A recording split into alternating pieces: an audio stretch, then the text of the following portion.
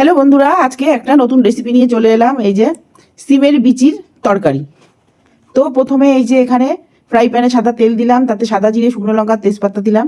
এখানে আছে দুখানা পেঁয়াজ কুচি, পেঁয়াজটা একটু লাল করে ভেজে নেবো। তাতে জিরে বাটা, আদা বাটা, আর আছে রসুন কুচি দুটো তিনটে, আর আদা বাটা দিয়ে এটা ভালো করে মশলাটা ম্যাশ করে নেবো। তাতে একটু জল দিয়ে দেবো, আর কাঁচা লঙ্কা কুচি দিয়ে দেবো 4-5টা, দিয়ে ভালো করে মশলাটা কষিয়ে নেবো। কষিয়ে নিয়ে তাতে একটু আখের গুড় দিয়ে দেবো 1 চামচ, দিয়ে এবারে এই যে সিমের বীজগুলো আগেই বয়েল করে নিয়েছি 4টে সিটি দিয়ে এবারে এই মশলার মধ্যে দিয়ে দিলাম বীজগুলো, দিয়ে ভালো করে এটা কষিয়ে জল দিয়ে দিলাম।